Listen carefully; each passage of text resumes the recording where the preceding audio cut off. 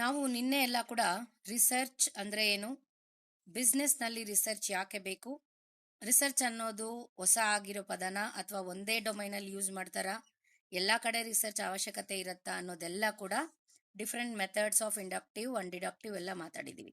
ಇವತ್ತು very important topic ನೋಡೋಣ, that is called types of research. Types of research ಒಂದೊಂದು author ಒಂದೊಂದು ಥರ ಬರೆದಿರ್ತಾರೆ ಅವರವರ ಡೊಮೈನ್ ಪ್ರಕಾರ, ಎಜುಕೇಷನ್ ಪ್ರಕಾರ, ಸೈಕಾಲಜಿ ಪ್ರಕಾರ, ಮ್ಯಾಥಮೆಟಿಕ್ಸ್ ಪ್ರಕಾರ, ಲೈಫ್ ಸೈನ್ಸಸ್ ಪ್ರಕಾರ, ಸೋಷಿಯಲ್ ಸೈನ್ಸಸ್ ಪ್ರಕಾರ. ನಾವು ಹೇಳೋದು ಈ ಬಿಸ್ನೆಸ್ ಮಾಡ್ಯೂಲಲ್ಲಿ, ಬಿಸ್ನೆಸ್ ರಿಸರ್ಚ್ ಮೆಥಡ್ಸ್ ಅಲ್ಲಿ ಎಷ್ಟು ಟೈಪ್ಸ್ ಆಫ್ ರಿಸರ್ಚ್ ಅಂತ ಅಂದ್ರೆ ನಾವು 4 ವಿಭಾಗಗಳು ಬೇಗ ಡಿವೈಡ್ ಮಾಡಬಹುದು. Namely fundamental research, applied research, action research and evaluation study research. Fundamental research already ಹೇಳಿದ್ದೀನಿ, ಇದಕ್ಕೆ ಬೇಕಾದಷ್ಟು ಹೆಸರುಗಳಿದೆ. ಫಂಡಮೆಂಟಲ್, ಪ್ಯೂರ್ ಅಥವಾ ಬೇಸಿಕ್ ಅಂತಾರೆ. ಅಂದ್ರೆ ಇದರಲ್ಲಿ ಒಂದು ಸ್ಟೇಟ್ ಆಫ್ ನಾಲೆಡ್ಜ್ನ ಡೆವಲಪ್ ಮಾಡ್ಕೊಳ್ಳೋದಕ್ಕೋಸ್ಕರ ನಾವು ಯೂಸ್ ಮಾಡುವಂತ ರಿಸರ್ಚ್. ಇದು ಯಾವ ಪ್ರಾಕ್ಟೀಸ್ಗೂ ಅಪ್ಲೈ ಮಾಡೋದಕ್ಕೆ ನಾವು ಮಾಡೋದಲ್ಲ. ಅಂದ್ರೆ this doesn't need any immediate application of the knowledge. Already ಕೆಲವು ಪ್ರಯೋಗಗಳನ್ನ ಮಾಡಿ ಅವ್ರ ರಿಸರ್ಚಸ್ನ ಅವ್ರು ಕೊಟ್ಟಿರ್ತಾರೆ. ಅದನ್ನ ನೋಡಿದ್ರೆ ನಮಗೆ ಹೊಸ ಥಾಟ್ ಬರುತ್ತೆ, ಹೊಸ ಆಲೋಚನೆ ಬರುತ್ತೆ. ಇದು ಈ ತರ ಯಾಕೆ ಮಾಡಬಾರ್ದು, ಈ ತರ ಹಿಂಗಿದ್ರೆ ಚೆನ್ನಾಗಿರತ್ತೇನೋ ಅಂತ. ಅದನ್ನ ಉಪಯೋಗಿಸ್ಕೊಂಡು ನಾವು ಹೊಸ ನಾಲೆಡ್ಜ್ನ ಡಿರೈವ್ ಮಾಡ್ತೀವಿ. ಆ ಹೊಸ ನಾಲೆಡ್ಜ್ ಒಂದು ಥಿಯರಿನ ಡೆವಲಪ್ ಮಾಡುತ್ತೆ. ಆ ಥಿಯರಿನ ಮುಂಚೆ ಅಪ್ಲೈಡ್ ರಿಸರ್ಚ್ ಅಲ್ಲಿ ಉಪಯೋಗಿಸ್ತಾರೆ. ಈ ಫಂಡಮೆಂಟಲ್ ರಿಸರ್ಚ್ ಹೆಸರು ತಕ್ಕಿರೋ ಪ್ರಕಾರ ಫಂಡಮೆಂಟಲ್, ಬೇಸಿಕ್, ಯಾವ ಅಪ್ಲಿಕೇಶನ್ಗೋಸ್ಕರ, ಯಾವ ಪ್ರಾಬ್ಲಮ್ನ ಸಾಲ್ವ್ ಮಾಡೋಕ್ಕೋಸ್ಕರ ಯೂಸ್ ಮಾಡಲ್ಲ.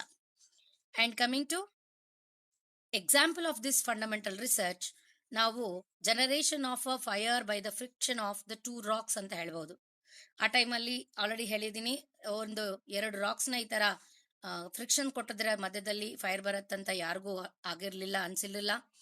ಅವ್ರು ಮಾಡ್ತಾ ಇರೋವಾಗ ಎಕ್ಸ್ಪೆರಿಮೆಂಟ್ ಫೈರ್ ಆ ತರ ಬಂತು, ಅವ್ರನ್ನ ಇನ್ವೆಂಟ್ ಮಾಡಿದ್ರು, ಈ ತರ ಕೂಡ ಫೈರ್ನ ನಾವು ಇನ್ವೆಂಟ್ ಮಾಡಬಹುದು ಅಂತ. ಆ ಫಂಡಮೆಂಟಲ್ ಥಿಯರಿನ ತಗೊಂಡೆ ಮುಂಚೆ ಕಾಲದಲ್ಲಿ ಫೈರ್ನ ಯೂಸ್ ಮಾಡಿ ಡಿರೈವ್ ಮಾಡುವಂತ, ಇನ್ವೆಂಟ್ ಮಾಡುವಂತ ಬೇಕಾದಷ್ಟು ಪರಿಕರಗಳು ನಮ್ಗೆ ಉಪಯೋಗಕ್ಕೆ ಬಂತು. ಅದೆಲ್ಲ ಅಪ್ಲೈಡ್ ರಿಸರ್ಚ್ ಅಲ್ಲಿ ನಾವು ಉಪಯೋಗಿಸ್ಕೊಂಡಿದೀವಿ. ಎಕ್ಸಾಂಪಲ್, ನಾವು ಮನೆಯಲ್ಲಿ ನಿತ್ಯ ಉಪಯೋಗಿಸೋ gas lighter 2 friction of rocks ನಿಂದಾನೆ ಬರುವಂತ ಒಂದು ಇನ್ಸ್ಟ್ರೂಮೆಂಟ್. ಅದಾಗಿರ್ಲಿಲ್ಲ ಅಂದ್ರೆ ಇವತ್ತು ಆ ಪ್ರಾಡಕ್ಟ್ ಇರ್ತಾ ಇರ್ಲಿಲ್ಲ. ಅಪ್ಲೈಡ್ ರಿಸರ್ಚ್ ಅಂದ್ರೆ ಸಿಂಪಲ್ ಆಗಿ ಹೇಳ್ತೀನಿ, applied research is the research which is based on A national issues. whenever there is a problem on the national wide, if there is any big problem arrived in the national wide or in a whole incidental wide, then we will go for doing applied research process. ಈ ಪ್ರಾಬ್ಲಮ್ಗೆ immediate ಆಗಿ ನಾವು solution ಹುಡುಕ್ಬೇಕು, ಅದನ್ನ ನಾವು ಆಚರಣೆಗೆ ತಗೋಬರ್ಬೇಕು ಅಂತ ಉದ್ದೇಶದಿಂದ ಮಾಡೋ ರಿಸರ್ಚೇ ಅಪ್ಲೈಡ್ ರಿಸರ್ಚ್. ನಾವು ಎಕ್ಸಾಂಪಲ್ ಕೊಡ್ಬೇಕಂದ್ರೆ, ಪ್ರಸ್ತುತ ಕಾಲ ನಾವು ಫೇಸ್ ಮಾಡ್ತಿರೋ ಕರೋನಾಕ್ಕೆ ಈ ತರ ಮೆಡಿಸಿನ್ ಬರಬೇಕು ಅನ್ನೋದು ಎಲ್ಲಾ ಬಯೋಮೆಡಿಕಲ್ ಫಾರ್ಮಸೀಸ್ ಇಂಡಸ್ಟ್ರೀಸ್ ಮಾಡ್ತಾ ಇರೋದನ್ನ ತಗೋಬಹುದು. ಅಥವಾ ಮೊನ್ನೆ ಆಗಿರೋ ವೈಜಾಗ್ ಗ್ಯಾಸ್ ಲೀಕ್ ಕೇಸ್ನ ತಗೊಂಡು ಅದಕ್ಕೆ ಇಮಿಡಿಯೇಟ್ ಸೊಲ್ಯೂಷನ್ ಏನೆಂದು ಅಂತ ಅದನ್ನು ಮಾಡಬಹುದು.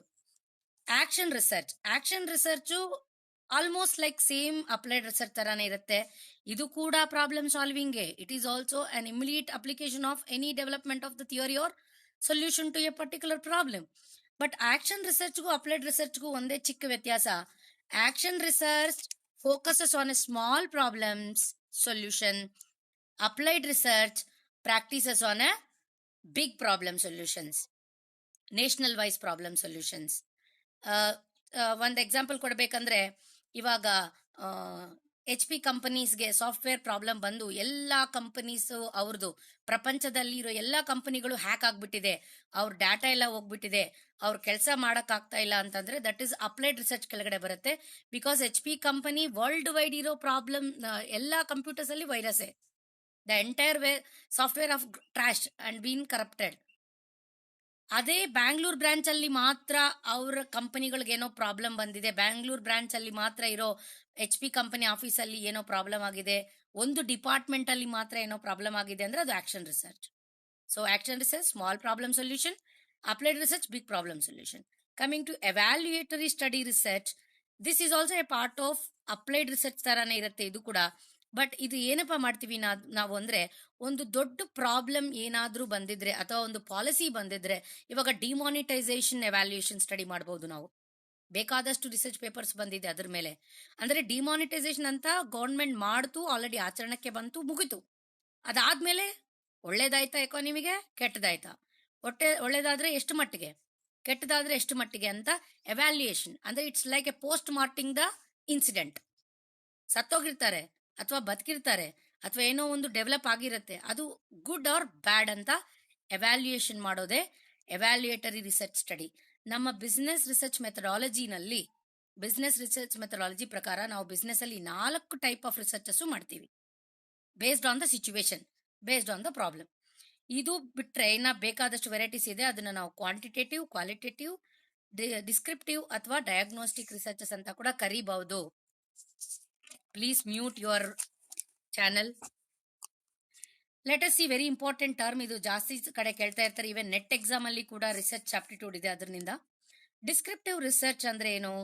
It is the research as the name says describing, ಅಂದ್ರೆ explaining the problems or explaining the situations for the sake of knowing the facts. Present situation ನಾವು ತಿಳ್ಕೊಳ್ಳೋದಕ್ಕೋಸ್ಕರ ಮಾಡೋ ಅಂತ ಎಲ್ಲ ಡಿಸ್ಕ್ರಿಪ್ಟಿವ್, ಅಂದ್ರೆ ಒಂದು ಇನ್ಸಿಡೆಂಟ್ ನ ಡಿಸ್ಕ್ರೈಬ್ ಮಾಡೋ ಎಲ್ಲ ಎವ್ಯಾಲ್ಯೂಯೇಷನ್ಸು ಡಿಸ್ಕ್ರಿಪ್ಟಿವ್ ರಿಸರ್ಚ್ ಸ್ಟಡಿನಲ್ಲೇ ಬರುತ್ತೆ. ಸರ್ವೇಸ್, ಫ್ಯಾಕ್ಟ್ ಫೈಂಡಿಂಗ್ಸ್, ಎಂಕ್ವೈರೀಸ್ ಅಥವಾ enquiry commissions on one incident. ಯಾರೋ ಈ ತರ ಇಷ್ಟು ದುಡ್ಡು ತಿಂದಿದ್ದಾರಂತೆ ಗೌರ್ಮೆಂಟ್ ಅಲ್ಲಿ, ಏನ್ ಮಾಡ್ಬೇಕು ನೀವು? ಡಿಸ್ಕ್ರಿಪ್ಟಿವ್ ಸ್ಟಡಿ ಮಾಡಿ, ಎವ್ಯಾಲ್ಯೂಯೇಷನ್ ಮಾಡಿ. How much is assets, how many years he was been a political person, ಎಷ್ಟು ಆಸ್ತಿ ಇತ್ತು, ಎಷ್ಟಿದೆ, ಎಷ್ಟು ಸಂಪಾದನೆ ಮಾಡಿದಾನೆ. You will get all the details. That is descriptive study research. ಇದಕ್ಕೆ ಇನ್ನೊಂದು ಹೆಸರಿದೆ, ಜಾಸ್ತಿ ಟೈಮ್ ಕೇಳ್ತಾ ಇರ್ತಾರೆ ಈವನ್ ಇನ್ ನೆಟ್ ಎಕ್ಸಾಮ್ ಅಲ್ಲಿ, ಎಕ್ಸ್ ಪೋಸ್ಟ್ ಫ್ಯಾಕ್ಟ್ ರಿಸರ್ಚ್. ಇದಕ್ಕೆ ಇನ್ನೊಂದು ಹೆಸರು ಎಕ್ಸ್ ಪೋಸ್ಟ್ ಫ್ಯಾಕ್ಟ್ ರಿಸರ್ಚ್. ಜಾಸ್ತಿ ಸೋಷಿಯಲ್ ಸೈನ್ಸಸ್ ಅಲ್ಲಿ, ಬಿಸ್ನೆಸ್ ರಿಸರ್ಚ್ ಅಲ್ಲಿ ಪ್ರತ್ಯೇಕವಾಗಿ ನಾವು ಈ ರಿಸರ್ಚ್ ನ ಕಂಡಕ್ಟ್ ಮಾಡ್ತೀವಿ. ಯಾವಾಗ ಮೇಡಮ್ ಅಂದ್ರೆ, ನೀವೊಂದು ಅಡ್ವರ್ಟೈಸ್ಮೆಂಟ್ ಮಾಡಬೇಕು, ನಿಮ್ಮ ಕಂಪನಿ ಸೇಲ್ಸ್ ಯಾಕೆ ಬೀಳ್ತಾ ಇದೆ ಅನ್ನೋದು ನೀವು ತಿಳ್ಕೋಬೇಕು, ನಿಮ್ಮ ಶೇರ್ಸ್ ಈ ಟೈಮಲ್ಲಿ ಸೇಲ್ ಮಾಡಬಹುದಾ ಅಂತ ತಿಳ್ಕೋಬೇಕು. ಡಿಸ್ಕ್ರಿಪ್ಟಿವ್ ಸ್ಟಡಿ ನೀವು ಮಾಡಬಹುದು. ಇನ್ನೊಂದು ಡಯಾಗ್ನೋಸ್ಟ್ ಅಂದ್ರೆ ಏನಮ್ಮ? ಡಯಾಗ್ನೋಸ್ಟಿಕ್ ಸೆಂಟರ್ಸ್ ಅಂತ ನಾವು ಹೋಗ್ತಾ ಇರ್ತೀವಿ. ನಮ್ಗೆ ಶುಗರ್ ಇದೆಯಾ ಇಲ್ವಾ ಡಯಾಗ್ನೋಸ್ ಮಾಡಬೇಕು, ಡಿಸ್ಕ್ರೈಬ್ ಮಾಡಬಾರ್ದಲ್ಲ. Diagnose means what? It is the in depth study of a particular incident, of a particular problem, to know whether this is having any impact on the whole population or not. ಅಂದ್ರೆ ಒಂದು ಚಿಕ್ಕ incident ನ ತಗೊಂಡು ಆ incident ನಮ್ಮ entire population ನಲ್ಲಿ effect ತೋರಿಸ್ತಾ ಇದೆಯಾ ಇಲ್ವಾ ಅಂತ ಅದನ್ನ ನಾವು ಡಯಾಗ್ನೋಸ್ ಮಾಡೋದನ್ನ ಡಯಾಗ್ನೋಸ್ಟಿಕ್ ಸ್ಟಡಿ ಅಂತ ಹೇಳ್ತೀವಿ. ಎಕ್ಸಾಂಪಲ್, ನಮ್ಗೆ ಕ್ಯಾನ್ಸರ್ ಇದೆಯಾ ಇಲ್ವಾ, ನಿಮ್ಮನ್ನ ನೋಡಿದ ತಕ್ಷಣ ನೀವು ದಪ್ಪ ಆಗಿದ್ರೆ ಕ್ಯಾನ್ಸರ್ ಇದೆ, ಕಡಿಮೆ ಆಗಿದ್ರೆ ಕ್ಯಾನ್ಸರ್ ಇಲ್ಲ, ದಪ್ಪ ಆಗಿರೋರು ತುಂಬಾ ಹೆಲ್ತಿ ಆಗಿದ್ದಾರೆ, ಸಣ್ಣ ಆಗಿರೋರು ತುಂಬಾ ಹೆಲ್ತಿ ಆಗಿಲ್ಲ, ಈ ತರ ಡಿಸ್ಕ್ರೈಬ್ ಮಾಡಕ್ಕಿಲ್ಲ. ನಿಮ್ಮನ್ನ ನೋಡ್ಬಿಟ್ಟು ಡಯಾಗ್ನೋಸ್ ಮಾಡ್ಬೇಕು. ನಿಮ್ಮ ಬಾಡಿನಲ್ಲಿರೋ ಪ್ರತಿ ಆರ್ಗಾನ್ ಹೆಲ್ತ್ ನೋಡಿದ ಮೇಲೆನೆ ನಮ್ಗೆ ಅರ್ಥ ಆಗತ್ತೆ whether we are facing any problem or not ಅಂತ. ಎರಡಕ್ಕೂ ವ್ಯತ್ಯಾಸ ಹೇಳ್ತೀರಾ ಮೇಡಮ್ ನೀವು? ಅಂದ್ರೆ any research is in business is solving the problem. Research ಅಂದ್ರೇನೆ ಬಿಸ್ನೆಸ್ ಅಲ್ಲಿ ಪ್ರಾಬ್ಲಮ್ ನ ಸೊಲ್ಯೂಷನ್ ತಗೊಳ್ಳೋದು. ಮೇಡಮ್ ಡಯಾಗ್ನೋಸ್ಗೂ ಡಿಸ್ಕ್ರಿಪ್ಟಿವ್ಗೂ ನೀವೇನಾದ್ರೂ ವ್ಯತ್ಯಾಸ ಹೇಳ್ತೀರಾ ಅಂತಂದ್ರೆ ನಾನು ಒಂದೇ ಹೇಳ್ತೀನಿ. ಡಿಸ್ಕ್ರಿಪ್ಟಿವ್ ಅಲ್ಲಿ ನಾವು ಫ್ಯಾಕ್ಟ್ಸ್ ನ ಐಡೆಂಟಿಫೈ ಮಾಡಿ ಬಿಟ್ಬಿಡ್ತೀವಿ. ಡಯಾಗ್ನೋಸ್ ಅಲ್ಲಿ ಸೊಲ್ಯೂಷನ್ಸ್ ಕೊಡ್ತೀವಿ, ಸಜೆಷನ್ಸ್ ಕೊಡ್ತೀವಿ. ಇಲ್ಲಿ ಬರ್ದಿದ್ದೀನಿ ನೋಡಿ, the main difference on the correct exact difference of diagnostic and descriptive research is only one thing. Descriptive is only knowing it, why it is happened. ಯಾಕಾಗಿದೆ ಈ ತರ corona ಬಂದು ಇಂಡಿಯಾಗೆ ಈ ಪರಿಸ್ಥಿತಿ, ಯಾಕೆ ನಮ್ಮ ಸೇಲ್ಸ್ ಈ ತರ ಬೀಳ್ತಾ ಇದೆ, ಯಾಕೆ ನಮ್ಮ ಶೇರ್ಸ್ ವ್ಯಾಲ್ಯೂ ಬೆಳೀತಾ ಇಲ್ಲ, ನೋಯಿಂಗ್ ಓನ್ಲಿ ವೈ ಅನ್ನೋದು ಮಾತ್ರ ತಿಳ್ಕೊಂಡ್ರೆ ನಿಮ್ಮ ಡಿಸ್ಕ್ರಿಪ್ಟಿವ್ ಸ್ಟಡಿ ಆ ವೈಗೆ ಸೊಲ್ಯೂಷನ್ಸ್ ಕೂಡ ಕೊಟ್ರೆ, ಸಜೆಷನ್ಸ್ ಕೂಡ ಕೊಟ್ರೆ ಅದು ಡಯಾಗ್ನೋಸ್ಟಿಕ್ ಸ್ಟಡಿ. ಈ ಎರಡು ಸ್ಟಡಿಗಳು ನಾವು ಮಾಡ್ತೀವಿ. ಇದು ಕೂಡ ನಮ್ಗೆ ಇರೋ ಅಂತ ಪ್ರಾಬ್ಲಮ್ ಮೇಲೆ ಡಿಪೆಂಡ್ ಆಗಿರುತ್ತೆ. ಯಾವ ತರ ಪ್ರಾಬ್ಲಮ್ ನಮ್ಗೆ ಬರ್ತಾ ಇದೆ ಅನ್ನೋದನ್ನ ಬೇಸ್ ಮಾಡ್ಕೊಂಡು ಯಾವ ಟೈಪ್ ಆಫ್ ರಿಸರ್ಚ್ ನಾವು ಮಾಡಿದ್ರೆ ಇವಾಗ ನಮ್ಗಿರೋ ಈ ಪ್ರಾಬ್ಲಮ್ಗೆ ಸೊಲ್ಯೂಷನ್ ಸಿಗತ್ತೆ ಅನ್ನೋದನ್ನ ನಾವು ನಿರ್ಧಾರಣೆ ಮಾಡ್ಕೋಬಹುದು. ಪ್ರತಿ ಡಿಪಾರ್ಟ್ಮೆಂಟ್ ಅಲ್ಲಿ ಚಿಕ್ಕದು ಅಥವಾ ದೊಡ್ಡದು ಪ್ರಾಬ್ಲಮ್ ಬರ್ತಾನೆ ಇರುತ್ತೆ. ಪ್ರತಿ ಪ್ರಾಬ್ಲಮ್ಗೂ ಒಂದೊಂದು ಸೊಲ್ಯೂಷನ್ ನಾವು ಒಂದೊಂದ್ ತರ ತಿಳ್ಕೊಂತ ಇರ್ತೀವಿ. ಅದು ಒಂದೊಂದು ಸ್ಟಡಿ ಆಗಿ ಟರ್ನ್ ಆಗ್ತಾ ಇರುತ್ತೆ. ಅದು ಅಪ್ಲೈಡ್ ಆಗ್ಬಹುದು, ಎವ್ಯಾಲ್ಯೂಯೇಷನ್ ರಿಸರ್ಚ್ ಆಗ್ಬಹುದು, ಆಕ್ಷನ್ ರಿಸರ್ಚ್ ಆಗ್ಬಹುದು, ಫಂಡಮೆಂಟಲ್ ರಿಸರ್ಚ್ ಆಗ್ಬಹುದು, ಅಥವಾ ಡಯಾಗ್ನೋಸ್ಟಿಕ್ ಆಗ್ಬಹುದು. ಡಿಪೆಂಡ್ಸ್. ಬಟ್ ಬೇಕಾದಷ್ಟು ಎಜುಕೇಶನ್ ಅಲ್ಲಿ ಆಗೋದೆಲ್ಲ ಪ್ಯೂರ್ ರಿಸರ್ಚ್ಗಳು, ಬಿಸ್ನೆಸ್ ನಲ್ಲಿ ಆಗೋದೆಲ್ಲ ಆಕ್ಷನ್ ರಿಸರ್ಚ್ಗಳು. Hope you understand. ಅರ್ಥ ಆಗಿದೆ ಅನ್ಸುತ್ತೆ ಎಲ್ಲರಿಗೂ? Please respond. ಅರ್ಥ ಆಗ್ತಿದ್ಯಾ? ಸೊ ಇವೆಲ್ಲ ವ್ಯತ್ಯಾಸಗಳಮ್ಮ. ಇಷ್ಟ ತನಕ ತಿಳ್ಕೊಂಡ್ರೆ ಸಾಕು. ಮತ್ತೆ ಇನ್ನೊಂದು ಶಬ್ದ ಬರುತ್ತೆ ಇದರಲ್ಲಿ, ಮೆಥಡ್ಸ್. ಮೇಡಮ್, ರಿಸರ್ಚ್ ಮಾಡೋದಕ್ಕೆ ಬೆಸ್ಟ್ ಮೆಥಡ್ ಯಾವುದು? ಬೆಸ್ಟ್ ಮೆಥಡ್ ಅಂದ್ರೆ ಬೇಕಾದಷ್ಟು ಮೆಥಡ್ಸ್ ಅವೈಲೇಬಲ್ ಇದೆ. ನೀವು ಯಾವ್ದು ಬೇಕಾದ್ರೂ ಅದನ್ನ ಅಪ್ಲೈ ಮಾಡಬಹುದು ನಿಮ್ಮ objectives of the study base ಮೇಲೆ. ನಮ್ಮ ರಿಸರ್ಚ್ ಆಬ್ಜೆಕ್ಟಿವ್ ಏನು? ಯಾಕೆ ಮಾಡ್ತಿದೀವಿ ರಿಸರ್ಚ್? ಮೇಡಮ್, ನಾನು ನಮ್ಮ ಪ್ರಾಡಕ್ಟ್ ಯಾಕೆ ಈ ವ್ಯಾಲ್ಯೂ ಕಡಿಮೆ ಆಗ್ತಿದೆ ಅಂತದನ್ನ ತಿಳ್ಕೊಬೇಕು ಅನ್ಕೊಂತಾ ಇದ್ದೀನಿ. ಅಂದ್ರೆ ಸೇಲ್ಸ್ ಎಫೆಕ್ಟ್ ಆಗ್ತಾ ಇದೆ. ಸೇಲ್ ಮಾಡ್ತಾ ಇರೋದು ಯಾರಿಗೆ? ಕಸ್ಟಮರ್ಗೆ. ಕಸ್ಟಮರ್ ಬಿಹೇವಿಯರ್ ಯಾಕೆ ಚೇಂಜ್ ಆಯ್ತು ಅನ್ನೋದನ್ನ ಸ್ಟಡಿ ಮಾಡಿ ನಿಮ್ ಸೇಲ್ಸ್ ಯಾಕೆ ಬೀಳ್ತಾ ಇದೆ ಅನ್ನೋದನ್ನ ನಿಮ್ಗೆ ಅರ್ಥ ಆಗುತ್ತೆ. ಸೊ ನಾವು ಮಾಡ್ಬೇಕಾಗಿರೋದು ಅವಾಗ survey method, interview method. So ಈ ರಿಸರ್ಚ್ ಮೆಥಡ್ಸ್ ಯಾವಾಗ್ಲೂ ಯಾವ್ದ ಮೇಲೆ ಡಿಪೆಂಡ್ ಆಗಿರುತ್ತೆ? ನಾವು survey best, experiment wrong, observation method best, test method wrong ಅಂತ ಹೇಳಕ್ ಆಗಲ್ಲ. ಯಾವ ಮೆಥಡ್ ಅಪ್ಲೈ ಮಾಡಬೇಕು ಅಂತ ಅನ್ನೋದು ನಮ್ಮ ಆಬ್ಜೆಕ್ಟಿವ್ ಮೇಲೆ ಡಿಪೆಂಡ್ ಆಗಿರುತ್ತೆ. ಸೊ ಇಲ್ಲಿ ಬೇಸಿಕಲಿ ನಾನು 5 ವೆರೈಟೀಸ್ ಬಗ್ಗೆ ಮಾತಾಡ್ತಾ ಇದ್ದೀನಿ. One is experimental method. ಈ ಎಕ್ಸ್ಪೆರಿಮೆಂಟಲ್ ಮೆಥಡ್ ಜಾಸ್ತಿ ಲ್ಯಾಬೊರೇಟರೀಸ್ ನಲ್ಲಿ ನಡೀತಾ ಇರುತ್ತೆ. In identifying the new medicines or new issues or new things, new theories develop ಮಾಡೋ ಪ್ರಾಸೆಸ್ ನಲ್ಲಿ it matters of large amount of practice at a particular place.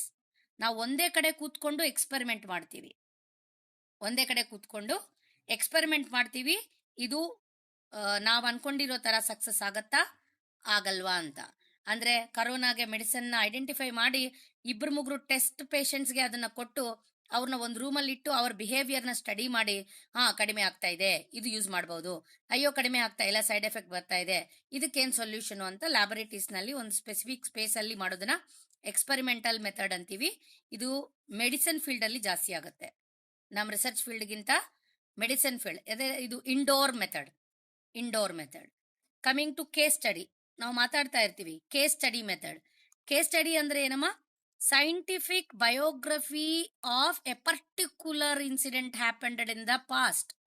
ಮುಂಚೆ ಆಗಿರೋ ಯಾವುದೋ ಒಂದು ದೊಡ್ಡ ವಿಷಯನ ತಗೊಂಡು ಅದನ್ನ ನಾವು ಅನಲೈಸ್ ಮಾಡಿದ್ರೆ, ಅದ್ರ ಮೇಲೆ ರಿಸರ್ಚ್ ಮಾಡಿದ್ರೆ, that becomes a case study method.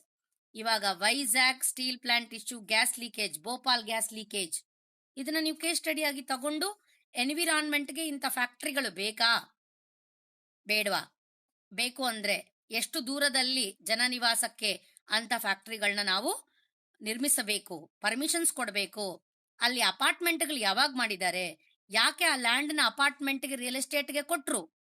The company saying that ನಮ್ದು ತಪ್ಪಿಲ್ಲ, ನಾವು ಇಂಡಸ್ಟ್ರಿಯಲ್ ಆಕ್ಟ್ ಪ್ರಕಾರನೇ ಇಂಡಸ್ಟ್ರಿನ ನಡೆಸ್ತಾ ಇದೀವಿ, ಇಲ್ಲಿ ರಿಯಲ್ ಎಸ್ಟೇಟ್ ಮಾಡಿರೋ ಪೊಲಿಟಿಷಿಯನ್ಸ್ ನ ಕೇಳಿ ಅಂತ ಇಂಡಸ್ಟ್ರಿ ಅವ್ರು ಹೇಳ್ತಿದ್ದಾರೆ.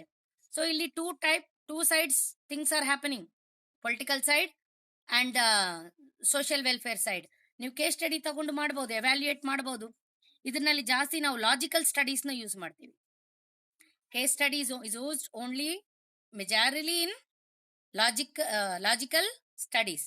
ಒಂದು ಬಿಸ್ನೆಸ್ ಒಂದು ಕಡೆ ಫೇಲ್ಯೂರ್ ಆಗಿದೆ ಅಂದ್ರೆ ಯಾಕೆ ಫೇಲ್ಯೂರ್ ಆಗಿದೆ, ಸಕ್ಸಸ್ ಆಗಿದೆ ಯಾಕೆ ಸಕ್ಸಸ್ ಆಗಿದೆ, ಇದೆಲ್ಲ ನಾವು ಕೇಸ್ ಸ್ಟಡಿ ಆಗಿ ತಗೊಂಡು ಮಾಡಬಹುದು.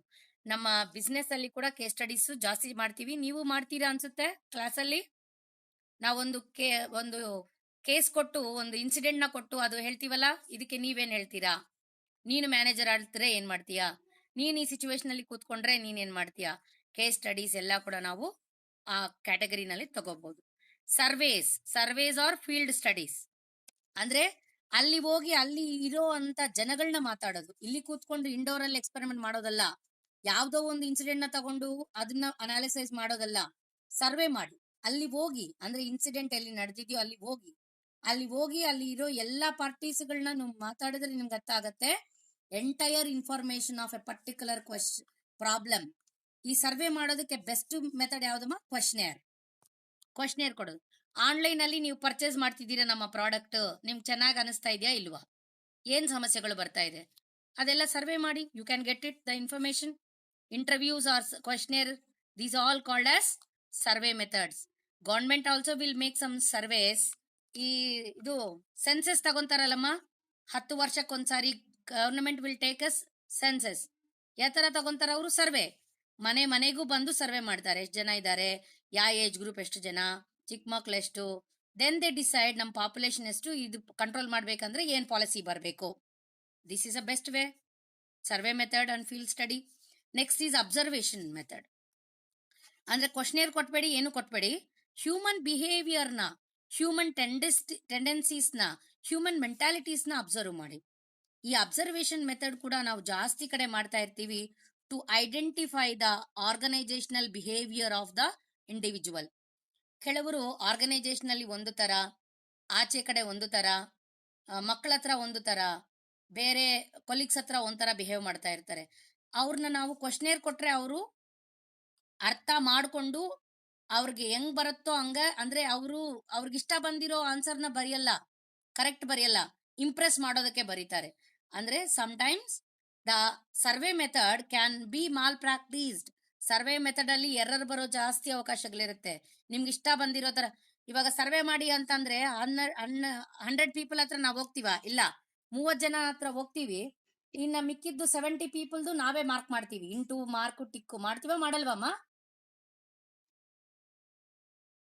ಮಾಡ್ತೀವ ಮಾಡಲ್ವಾ Nagesh? Do survey method is all. Survey method ಅಲ್ಲಿ ಎರರ್ ಬರೋ ಅವಕಾಶಗಳು ಜಾಸ್ತಿ, ಅದಕ್ಕೋಸ್ಕರನೇ ಅಬ್ಸರ್ವೇಷನ್ ಮೆಥಡ್ ಮಾಡಬೇಕು. Observation method is a natural phenomena of studying. Natural ಅವ್ರು ಹೆಂಗಿರ್ತಾರೆ ಅನ್ನೋದನ್ನ ಸ್ಟಡಿ ಮಾಡಿ, ಅವ್ರು ಒಳ್ಳೆಯವರ ಕೆಟ್ಟವರ, ಅವ್ರು ಹೆಂಗ್ ಬಿಹೇವ್ ಮಾಡ್ತಿದ್ದಾರೆ, ಅವ್ರು ಹ್ಯಾಪಿನಾ ಡಿಸ್ಹ್ಯಾಪಿನಾ, ಅವ್ರು ಹೆಂಗಿದ್ದಾರೆ, ಇದೆಲ್ಲ ಕೂಡ ಚೆಕ್ ಮಾಡೋದು ನಾವು ಅಬ್ಸರ್ವೇಷನ್ ಮೆಥಡ್ ಅಂತ ಕರಿತೀವಿ. ಇದಕ್ಕೆ ಕ್ವಶನೇರ್ ಬೇಕಾಗಿಲ್ಲ, ಏನೂ ಬೇಕಾಗಿಲ್ಲ. ನಿಮ್ಗೆ ಬೇಕಾಗಿರೋದೇನು? ಅವರ ವ್ಯಕ್ತಿತ್ವನ ಸ್ಟಡಿ ಮಾಡೋ ಅಂತ ನಾಲೆಡ್ಜ್. ಅದನ್ನ ಟೈಮ್ ಕೊಡ್ತೀವಿ, ಅವ್ರು ಯಾವ ಟೈಮಲ್ಲಿ ಹೆಂಗಿರ್ತಾರೆ ಅನ್ನೋದನ್ನ ನಾವು ಅಬ್ಸರ್ವ್ ಮಾಡ್ತೀವಿ. ಹ್ಯೂಮನ್ ಬಿಹೇವಿಯರ್ಸ್ ಅಂಡ್ ಟೆಂಡೆನ್ಸೀಸ್ನ ನಾವು ಅಬ್ಸರ್ವೇಷನ್ ಮೆಥಡ್ ಮೂಲಕ ಸ್ಟಡಿ ಮಾಡ್ತೀವಿ. Last is test method. Madam observation ಏನು, ಟೆಸ್ಟ್ ಏನು? ಕ್ಲಾಸಲ್ಲಿ ನೀವೆಲ್ಲರೂ ಹೆಂಗ್ ಪಾಠ ಕೇಳ್ತಿದ್ದೀರಿ ಅನ್ನೋದು ಅಬ್ಸರ್ವೇಷನ್ ಮೆಥಡ್. ನಾನು ಕ್ವಶನೇರ್ ಕೊಟ್ಬಿಟ್ಟು ವಾಣಿ ಮೇಡಮ್ ಒಳ್ಳೆಯವರ, ಚೆನ್ನಾಗಿದ್ದಾರೆ, ಪಾಠ ಮಾಡ್ತಾರ ಇಲ್ವಾ ಅಂತಂದ್ರೆ ನೀವು ಎಲ್ಲಾರನು ಏನ್ ಮಾಡ್ತೀರಾ, ನನ್ನ ಇಂಪ್ರೆಸ್ ಮಾಡೋದಕ್ಕೆ ಸರ್ವೆ ಮೆಥಡ್ ಅಲ್ಲಿ ಎಲ್ಲಾ ಕ್ವಶನ್ಗೂ 100/100 ಮಾರ್ಕ್ಸ್ ಕೊಟ್ಬಿಡ್ತೀರಾ. ಬಟ್ ಅಬ್ಸರ್ವ್ ಮಾಡಿದ್ರೆ ಗೊತ್ತಾಗತ್ತೆ ನೀವು ನನ್ನ ಕ್ಲಾಸ್ ಎಷ್ಟು ಚೆನ್ನಾಗಿ ಕೇಳ್ತಿದ್ದೀರಾ ಅಂತ. ಆ ಅಬ್ಸರ್ವೇಷನ್ ಮಾಡಿದ್ಮೇಲೆ ಏನ್ ಮಾಡ್ಬೇಕು, ನಾನು ಪ್ರತಿ ಒಬ್ಬರನ್ನ ಟೆಸ್ಟ್ ಮಾಡಬೇಕು. ಮೆಷರ್ ಅವಾಗ್ಲೇ ಕರೆಕ್ಟ್ ಆಗಿ ಸಿಗೋದು. Measuring the kinds of ability of individual attitudes. Yes, test ಮಾಡಿದ್ರೆ ಏನ್ ಗೊತ್ತಾಗತ್ತೆ ನಮ್ಗೆ, ಒಬ್ಬೊಬ್ಬರು ಒಂದೊಂದು ಸಿಚುವೇಶನ್ ಅಲ್ಲಿ ಹೆಂಗ್ ಬಿಹೇವ್ ಮಾಡ್ತಿದ್ದಾರೆ. ಮ್ಯಾನೇಜರ್ ಇರೋವಾಗ ಹೆಂಗಿರ್ತಾರೆ, ಮ್ಯಾನೇಜರ್ ಇಲ್ಲ ಅಂತಂದ್ರೆ ಹೆಂಗ್ ಬಿಹೇವ್ ಮಾಡ್ತಾರೆ. ಅಬ್ಸರ್ವೇಷನ್ ಮಾಡಿದ್ರೆ ಕ್ಯಾಮರಾ ಇದ್ರೆ ಎಲ್ಲಾರು ಒಳ್ಳೆಯವ್ರೆ, ಕ್ಯಾಮರಾ ಇಲ್ಲ ಅಂತಂದ್ರೆ ಎಲ್ಲಾರು ಕಳ್ರೆ ಆ ತರ ಬಿಹೇವ್ ಮಾಡ್ತಾರೆ, ಕ್ಲಾಸ್ ರೂಮ್ ಅಲ್ಲಿ, ಶಾಪಿಂಗ್ ಮಾಲ್ಸ್ ಅಲ್ಲಿ. ಸೊ ಡಿಫರೆನ್ಸ್ ಏನಪ್ಪಾ ಅಬ್ಸರ್ವೇಷನ್ಗೂ ಟೆಸ್ಟ್ ಮೆಥಡ್ಗೂ ಅಂದ್ರೆ, observation is a group studying, group observation. Test method is individual studying, individual observation in a particular incident. ಯಾ ಕೇಳು ಸಾಯಿ, ಮತ್ತೆ ಆನ್ಸರ್ ಹೇಳು. ಪರ್ಟಿಕ್ಯುಲರ್ ಇನ್ಸಿಡೆಂಟ್ ಅಲ್ಲಿ ಆ ವ್ಯಕ್ತಿ, ಆ ಮನುಷ್ಯ ಹೆಂಗ ರಿಪ್ಲೈ ಮಾಡ್ತಿದ್ದಾನೆ ಅನ್ನೋದೇ ಟೆಸ್ಟ್ ಮೆಥಡ್. ಸೊ ನಮ್ಮ ಯೂನಿಟ್ ಅಲ್ಲಿ ಇಂಟ್ರೊಡಕ್ಷನ್ ಆಫ್ ರಿಸರ್ಚ್ ಅಲ್ಲಿ ಇರೋ ಎಲ್ಲ ಇಂಪಾರ್ಟೆಂಟ್ ಏರಿಯಾಸ್ ಅಂದ್ರೆ meaning of research, history of research, conversion of research from life sciences to social sciences, social ಸೈನ್ಸಸ್ಗೆ ಪಿತಾಮಹ ಯಾರು, ಸೋಷಿಯಲ್ ಸೈನ್ಸಸ್ ಅಲ್ಲಿ ಯಾವ ಮೆಥಡ್ಸ್ ಇದೆ. Hello, are you all there? ಎಲ್ಲರೂ ಕೇಳ್ತಿದ್ದೀರ ಅನ್ಕೊಂತೀನಿ. ಯಾ, ಸೊ ಯೂನಿಟ್ 1 ಅಲ್ಲಿ ಈ ಮುಖ್ಯವಾಗಿರೋ ಶಬ್ದಗಳ ಬಗ್ಗೆ ತಿಳ್ಕೊಳ್ಳಿ. ಮುಖ್ಯವಾಗಿರೋ ಶಬ್ದಗಳಿವು. ರಿಸರ್ಚ್ ಅಲ್ಲಿ ಈ ಶಬ್ದಗಳ ಬಗ್ಗೆ ನಿಮ್ಗೆ ಮೀನಿಂಗ್ ಅರ್ಥ ಆಗಿರ್ಬೇಕು. ವೇರಿಯಬಲ್ಸ್ ಅಂತ ಕರಿತೀವಿ. ವೇರಿಯಬಲ್ಸ್ ಅಂದ್ರೆ ಯಾವ ಆಬ್ಜೆಕ್ಟಿವ್ಸ್ ನಾವು ಇಟ್ಕೊಂಡು, ಯಾವ ಟೂಲ್ಸ್ ನ ಇಟ್ಕೊಂಡು ನಾವು ರಿಸರ್ಚ್ ಮಾಡ್ತೀವೋ that is called variable. Variable ಅಂದ್ರೆ ಒಂದು ಇನ್ಸ್ಟ್ರೂಮೆಂಟ್, ಒಂದು sentence. Consumer behaviour is one variable. Organisational development is one variable. Okay, variables ಎರಡು ತರ ಇರುತ್ತೆ, ಇಂಡಿಪೆಂಡೆಂಟ್, ಡಿಪೆಂಡೆಂಟ್.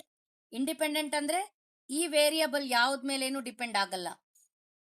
ಬಟ್ ಡಿಪೆಂಡೆಂಟ್ ಅಂದ್ರೆ ಯಾವುದೋ ಒಂದು ಮೇಲೆ ಇನ್ನೊಬ್ಬ ವೇರಿಯಬಲ್ ಮೇಲೆ ಡಿಪೆಂಡ್ ಆಗಿರುತ್ತೆ. Student behaviour is a dependent variable.